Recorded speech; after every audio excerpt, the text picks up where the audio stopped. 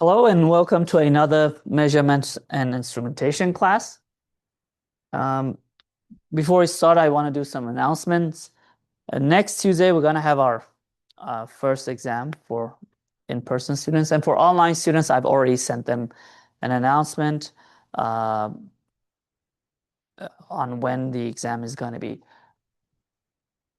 For your final projects, I would send an announcement this week. Send out an announcement on the guidelines on how you should do your final project.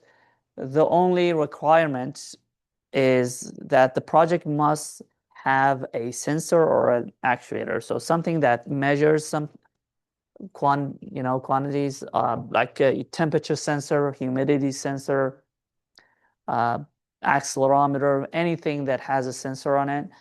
It could have a microcontroller or microprocessor, or even if you don't want to use them, it's going to be completely fine. I'll post some resources that you can use. It gets you familiar with Arduino, and I'll post but I would recommend starting with Arduino. It's easier to start with if you want to use a microcontroller. And I'll post the guidelines on your final project report and the deadlines for the final project. And for the next exam, we're going to have a review session on the next class before the exam.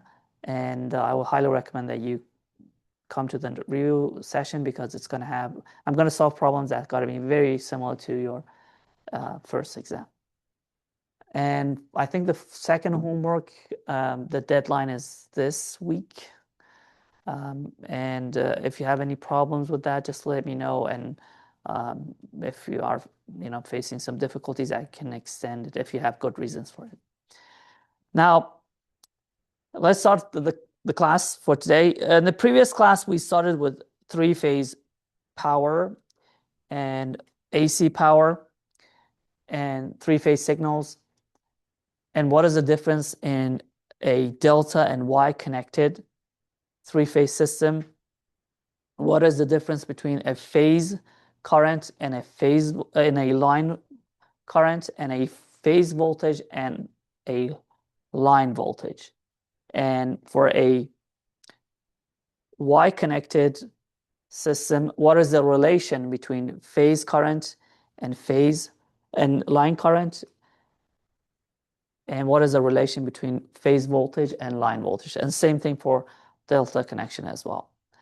So now that we learned about the relationships between three-phase voltage and the current of a delta and Y connection, and also the difference between line and phase voltage and current, we will start with the actual measurement of a three-phase voltage. Now, for a three-phase voltage, and we will start with three different methods: the 3-watt meter method, the 2-watt meter method, and the 1-watt meter method, and the differences between them. And we will solve some practice problems. So to measure power in an electrical system, we use a watt meter. Does anyone remember what a watt meter is? Watt meter measures the average power, which is measured in watts. That's the reason we call it watt meter. And what is P equal to? IV or I.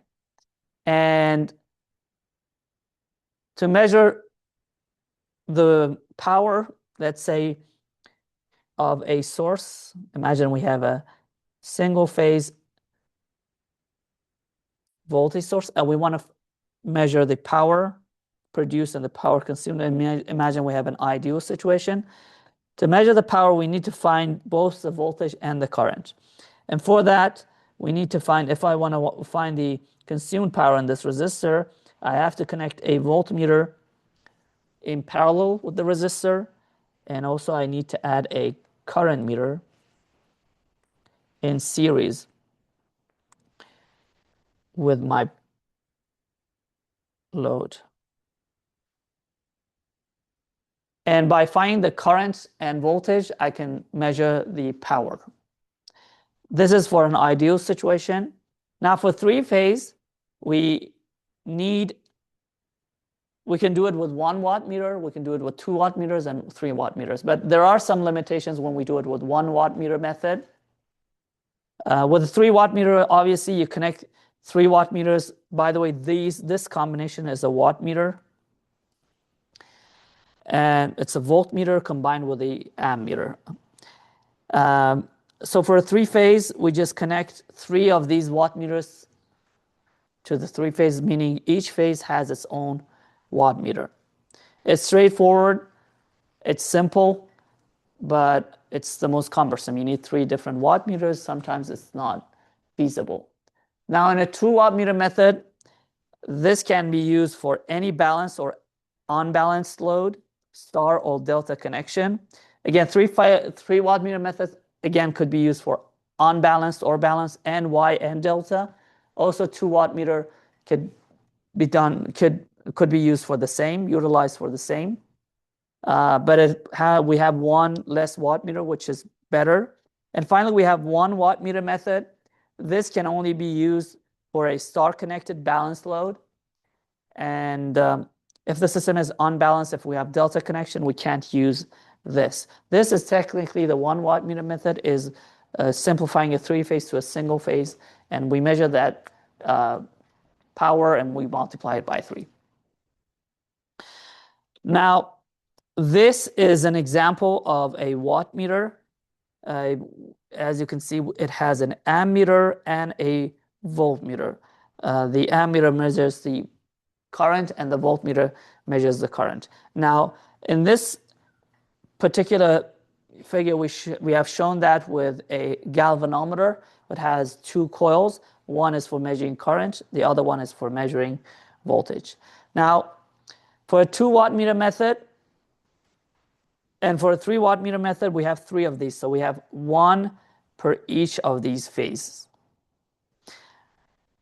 Now, for a 2 watt meter method, what we do is we connect 2 watt meters between 2 of the phases. So between L1 and L2, we have 1, and between L2 and L3, we have another one. So in a 3-phase 3 watt meter method, we connected the watt meter between each phase and the neutral. Can you see it's between the phase and neutral? So it's connected between 1 phase and neutral. Now I can add 3 of these between 1 phase and neutral. So I can find the power in each phase. But in a 2-phase system, it's between 2 phases. It's not between a phase and a neutral. It's basically we are measuring the line voltage here and the line current. So, or the phase current in some cases, because line and phase current are the same in for example, a star connection. Now for delta connection, it's going to be little different. Now, to find the power here, the sum of the watt meter readings gives the average value of the total power absorbed by the 3-phase. Now, for the proof of this, we first have to calculate the total instantaneous power, which is going to be the power running through each phase. So IR VRN plus IY VYN. Again, this phase, VYN and VBN. We have to add all of them. Plus IB VBN. So the instantaneous power measured by W1, or the first watt meter, this one, is going to be equal to IR VR minus VRN minus VYN. And the instantaneous power measured by W2 is going to be P2, which is IB VBN. Again, IB, which is the current passing through this. You can see it's IB. First one was IR. And the voltage between these 2 phases, or the line voltage, VBN minus VYN. Now, here we can see that we don't necessarily need the system to be balanced. If it's balanced, then it's better because the currents are going to be the same, the voltages are going to be the same. But here, when we have 2 watt meters, we can have different VRNs and VBNs and VYNs, and we're still able to find the result. Now, when we are adding these two powers together, these 2 watt meters, we add these 2 equations. Adding these equations would, when we multiply IR with VRN minus VYN and IB with VBN minus VYN, we get this IR VRN plus IB VBN minus IB plus IR VYN. And by KCL, when we have a balanced system, we know that if you add all these currents, you're going to get a neutral current passing of 0. And we had this in the previous one. But still, we can find it if this is not 0. So IRB plus IB gives us negative IY. We replace IRB plus IB with negative IY. And finally, we get to this. P1 plus P2 would be IR VRN plus IB VBN plus IY VYN. And you can see this is the total instantaneous power of all 3 phases added to each other. So first phase, second phase, third phase.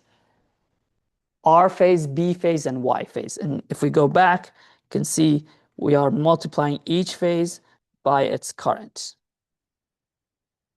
So we are using 2 watt meters, but we are technically measuring all the instantaneous powers combined together. Since we did not assume a balanced load or a sinusoid waveform, it follows that the sum of the 2 watt meter readings gives the total power under all conditions. So just by using 2 watt meters, we can do it. We can find the instantaneous power. Again, it doesn't matter if it's delta and Y, but it's better to be balanced. And almost 99% of the time, our powers are balanced powers. Now, here comes the interesting part. The main reason that we use a 2 watt meter method is to be able to find the reactive power, the real power, the apparent power, and finally to be able to find the power factor. So using the 2 watt meter method, we can find the power factor. The concept of power factor is meaningful only if the load is balanced. If it's not balanced, then you're going to have different voltage levels, different current levels, and different angles, and you can't find the phase shift between the voltage and the current, which determines our power factor. If you remember from the previous classes, do you remember what power factor is? Perfect. Cosine of theta. And what is theta? Angle between your voltage and your current. Perfect. So it's the shift between the voltage and the current. And if there's no shift or delay between the current and voltage, this angle would be 0 cosine of theta, and power factor would be equal to 1, which is an ideal power factor. Now in this example, we have a power supply or a generator connected to a load, and it's a balanced load, again, because if it's unbalanced, power factor doesn't make sense. And it could be Y or delta connection. Now for that, by applying componendo and dividendo, we can find the power factor. So we would subtract P1 minus P2, and we would add P1 over the addition of P1 plus P2. And for that, cosine of 30 degrees minus phi minus cosine of 30 degrees plus phi, I don't want to go into the whole, becomes 2 sine of 30 degrees sine of phi over 2 cosine of 30 degrees cosine of phi. What is sine over cosine? Tangent, perfect. So it's going to be, and 2 goes with 2. So tangent of 30 degrees over tangent of phi. And what is tangent of 30 degrees?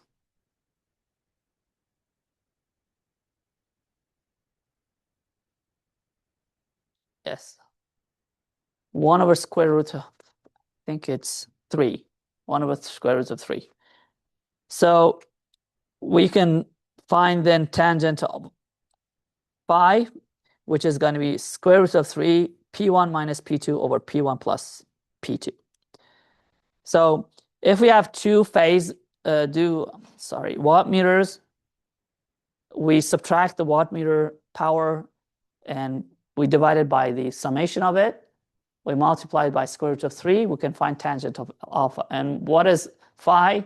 Phi is the power factor angle.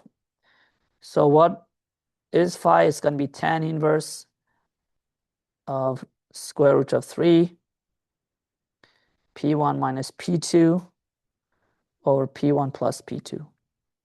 So now that we have found phi, what is power factor?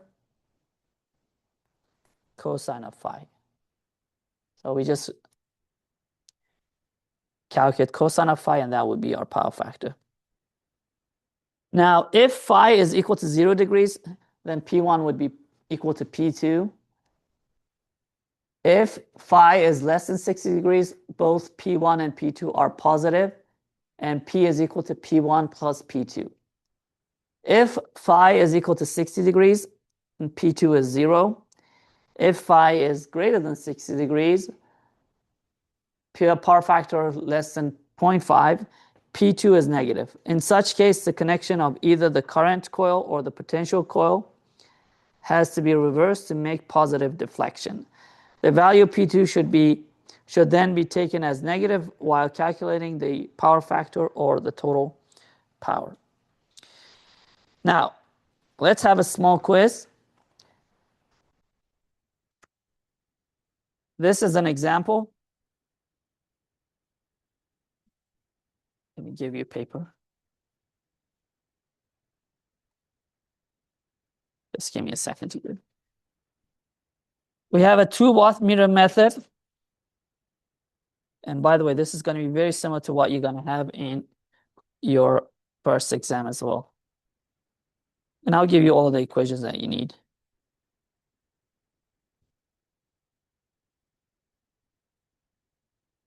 Please write your name and your buff ID.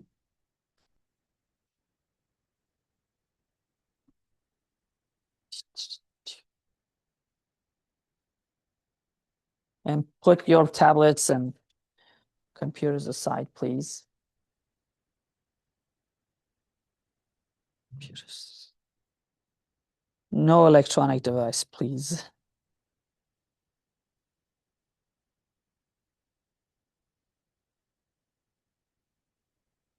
Now, question. We have 2 wattmeter method used to determine the input power to a 3-phase motor. The readings were 5.2 kilowatts and negative 1.7 kilowatts. And the line voltage was 415 volts. First, we want to calculate the total power, the power factor, and the line current.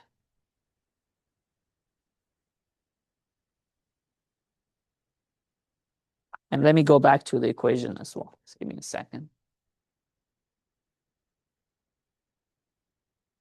So this is the equation for the 2 wattmeter method.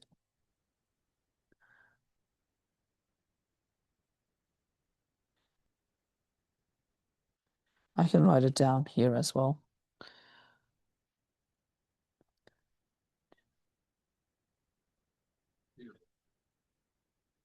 It's okay. It's easier to do it this way. My pen doesn't work well.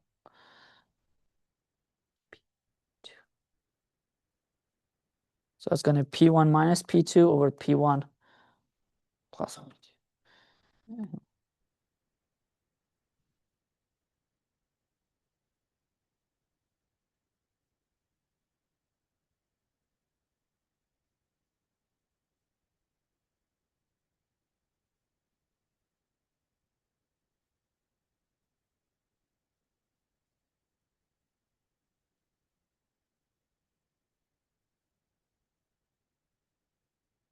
Now, also from this, we know that by adding just 2 of these powers, we get the total power as well.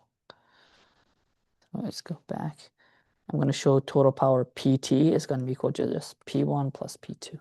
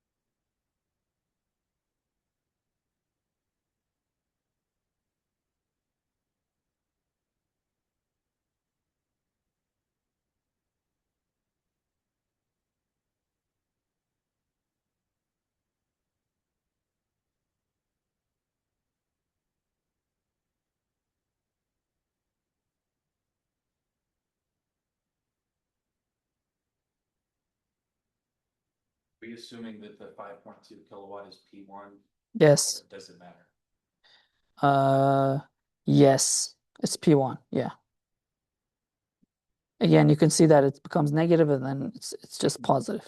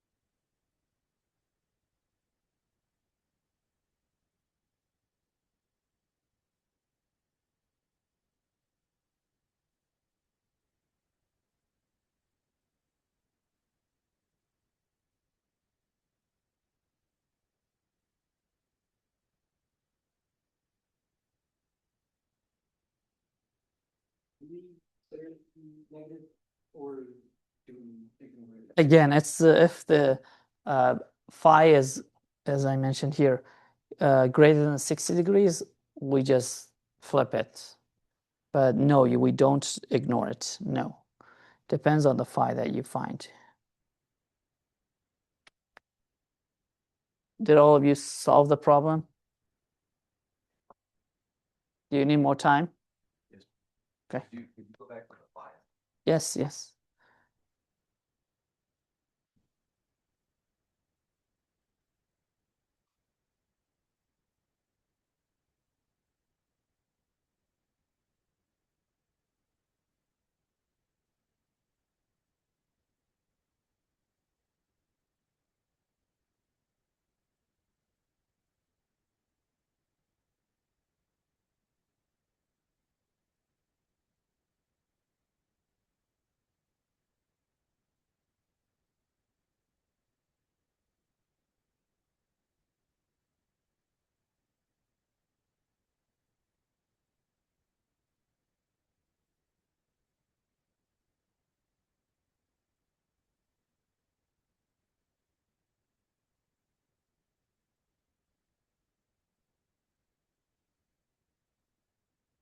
That line voltage 415.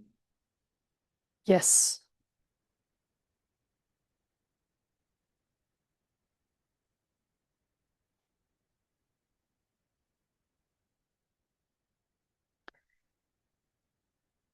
Now, what happens if phi is 0? What happens to the power factor? I'll go back to that. 1. Yeah. And when it's 1, P1 is equal to P2. So it's a best case scenario. When power factor is 1, there's no shifts between the voltage and current, and that's going to be the best. And means no loss, correct? Yes, there's no Q in the system. There's no reactive power. And I'm going to get to that. Let's solve this one and I'll get back to that.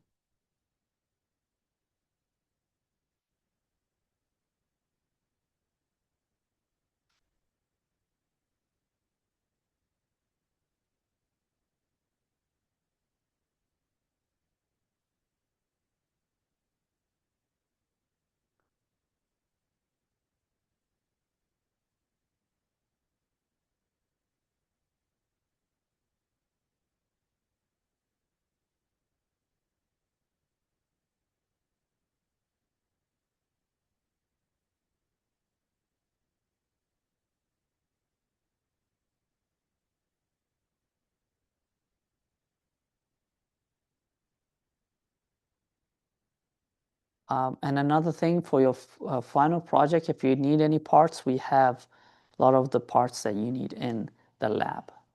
And I will recommend that start earlier because you may need to, order parts. And on top of that, if you design it with a PCB board, you want to get up to 10% bonus points if you do that. If you like to go the extra step.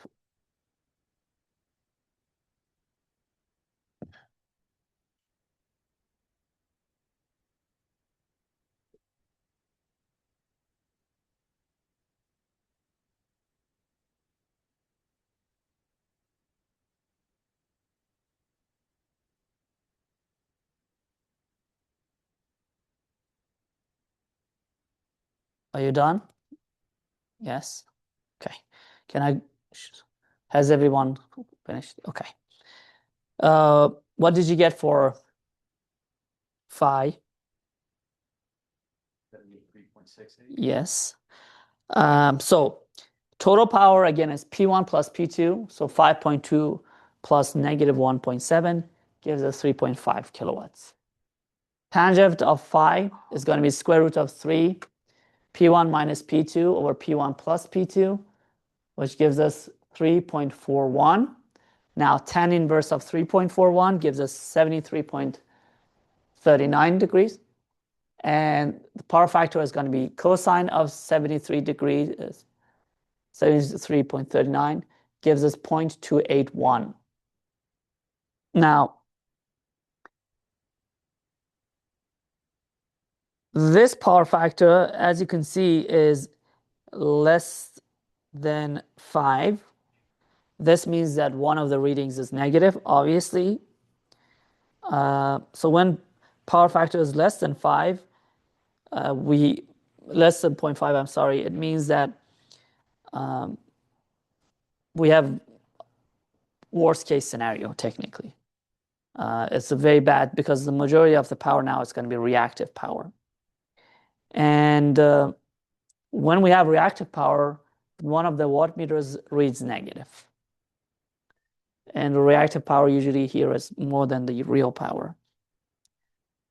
So in an FE exam, if you see one of the watt meters is reading negative, you instantly know that the power factor must be less than 0.5.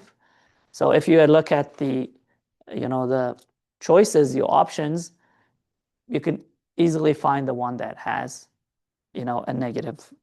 One of them has a negative watt meter. Or the other way around. If you're given two powers and one of them is negative, you immediately would know that the power factor is less than 0.5. If both of them are positive, it's going to be greater than 0.5. If they are equal, power factor is 1. And if they are equal and positive, equal and opposite, so one is positive 5, the other one is negative 5, then the power factor would be 0. That means you don't have any real power. It's pure reactive power. It's worst case scenario. Okay. Is it clear? Yes? Okay. What is the square root in the current calculation? Because it's three-phase. Three-phase.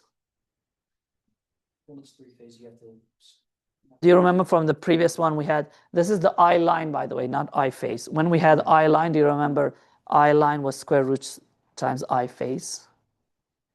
Okay. So the power was 3 times 4.415 times I times the power factor, and that one was I phase. But when we have the line voltage, it's going to be square root of 3 times that. We had this, let me bring up the equation that we had last week. Thank you for bringing that up because I can just go back to what we had last. Let me see if I have it. It's not this one, actually.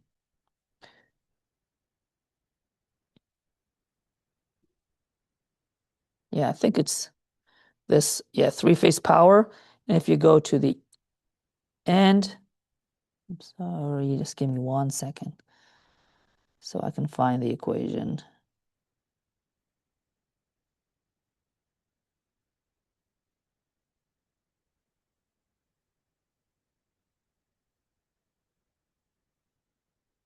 just seeing the.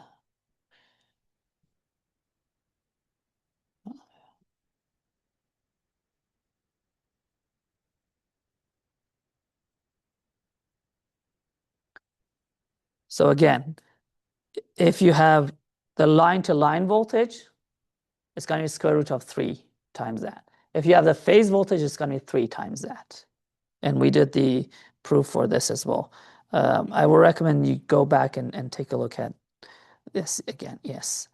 Yep, that's it. And the power was already given, which is the total power is 5.2 minus. Now, why did we multiply it by the power factor? Is the power is equal to IV cosine theta or times the Perfect. factor that's part of the. Yes, and the other thing is real power is the apparent power is going to be real power divided by the power factor. Do you remember that part? So you can get it from multiple, different proofs. Now, let me just mention something else. So for real power, and majority of times we just want real power. But if you want to find reactive power using 2 watt meter method, then reactive power would be equal to Q for the 2 watt meter method. I'm just going to give you the equations. We don't need the proof. It's going to be square root of 3 P1 minus P2. So Q would be square root of 3 P1 minus P2. Now, let's solve another problem, and I will give you all the equations. Imagine we have a balanced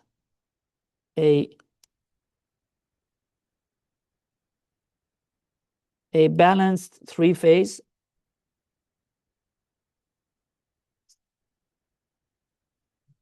system has the following parameters. VL line voltage is, let's keep it 415. Line current is 20 amps. And the power factor is, which is cosine of phi, it's 0.8. And it's a lagging power factor. This is important. Now, first, I want you to find total power. So in the previous one, we had the powers. We wanted to find power factor.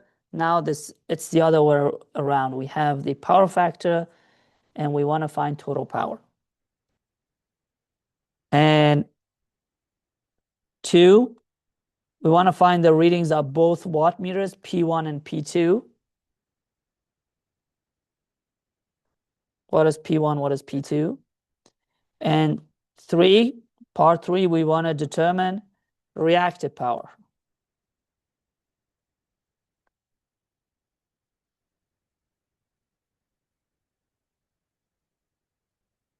So question is this: we have a balanced three-phase system with the following parameters. VL is 415, IL is 20 amps, power factor is cosine of phi, which is 0.8 lagging, and we want to find the total power. We want to find each watt meter reading, and we want to find the reactive power. And also, let's find the apparent power as well. That's so far that we have done this. The apparent power, S. What is S?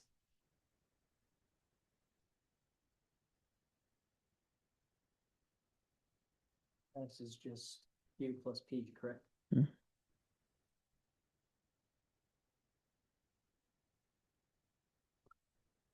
You can find the magnitude of S, which is kind of square root of Q squared plus P squared.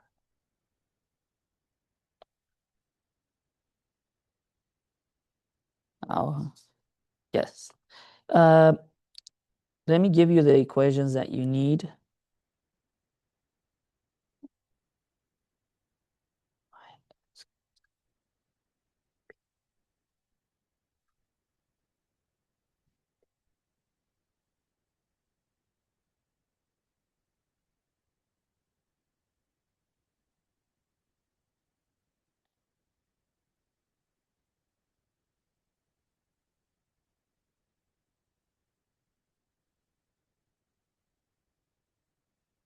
Let me just go back to this part that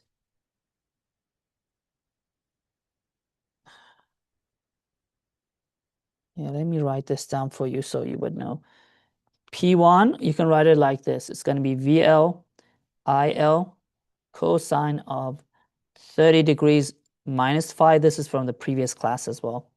And P2 is going to be VL IL cosine of 30 degrees plus phi. As you remember, the line currents and voltages, they had a, plus negative 30 degree, shift. If it was a phase, it was a 120 degree. So 60.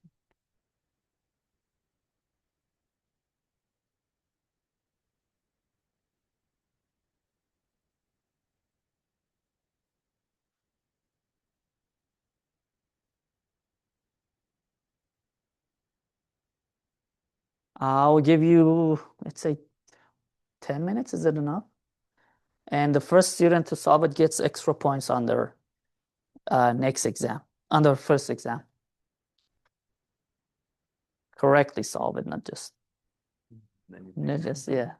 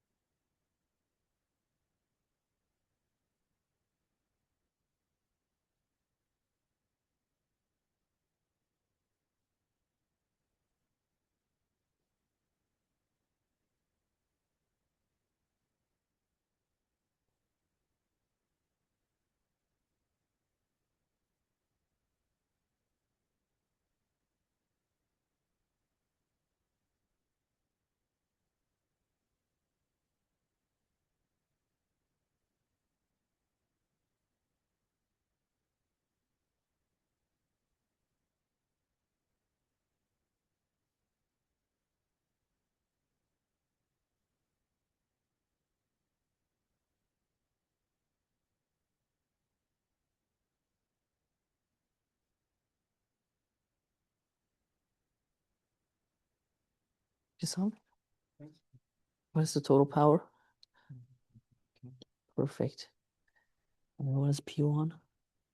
8,240, 3,216, 8,000. Perfect. Yes. Remind me to give you the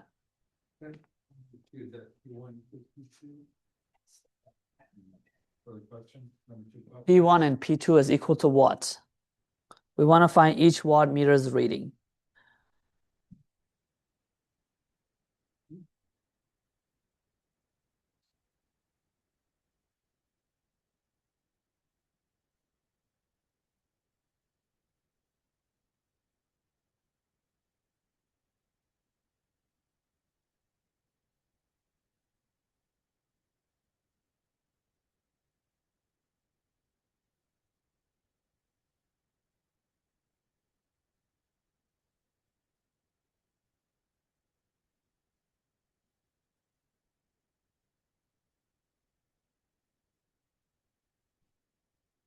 I'll give everyone time to solve it.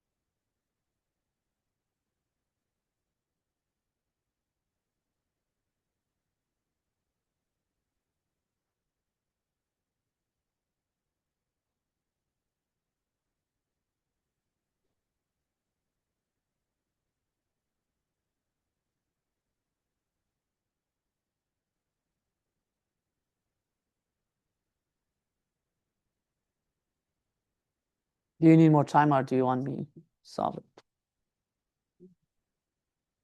Does anyone need more time?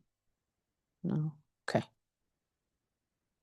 So let's start with total power P from the previous slide and from the example. If you add P1, P2, you're going to get this as well. It's going to be equal to VL cosine of phi. And P would be square root of 3. VL is 415. IL was 20. We already had the power factor, which cosine of phi, which was 0.8.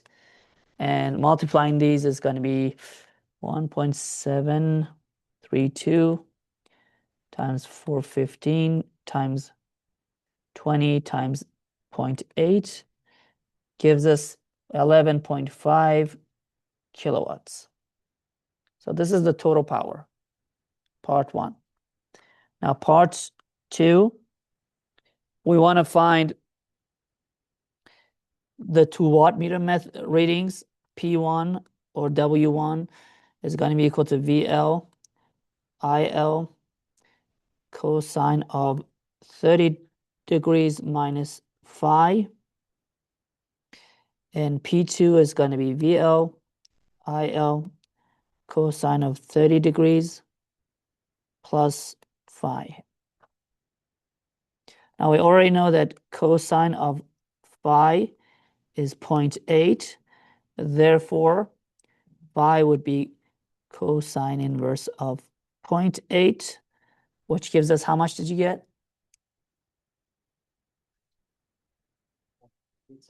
36.87. Okay. I just want to make sure my calculation is right. Now, P1 would be equal to VL, which is 415, times IL, which is 20, times cosine of 30 minus 36.87, which gives us negative 6.87 degrees. And cosine of negative 0.68 is going to be 0.993. It's a pretty small. And when you multiply it by this, which is 8,300, gives you 8,240 watts. In other words, 8.24 kilowatts. Same thing for P2. It's going to be equal to 415 times 20 times cosine of 36.87, adding 30 plus 6.87. I'm sorry, 60. Yeah, 30 plus 36.87, which is 66.87. Now the cosine of 66.87 is 0.394. This is 0.394. And multiplied by 8,300 gives us 3,268 watts. Now to check it, you could simply add these together. If I add 8,240 plus 3,268, I get roughly 11.5 kilowatts if I add these together. Now, if we want to find the reactive power, Q is going to be equal to square root of 3 P1 minus P2.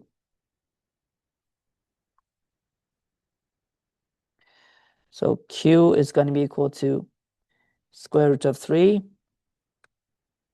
which is 1.73 something. P1 was 8,240. P2 was 3,268. And therefore Q would be equal to 8,610 kilovolt amp reactive. Did you get the same?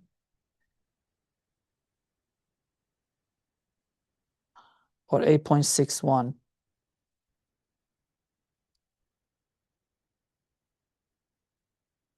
You got the same, yes? Yeah. Oh, I just rounded. Yeah. It's 819 something. Yeah, probably 8 something. Now, as we see from this example, because power factor was greater than 0.5, both P1 and P2 were greater than 0. If power factor is less than 0.5, one is positive, the other one is negative. If power factor is equal to 0, P1 is equal to negative P2. And if power factor is equal to 1, P1 is equal to P2. Okay? And again, if power factor is less than 0.5, P1 is probably negative and P2 is positive. One of them is negative, one of them is positive. Or P1 is positive, P2 is negative. Okay?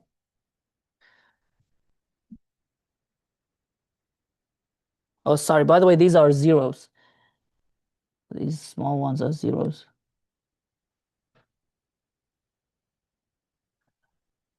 Okay. I usually do my zeros smaller, so.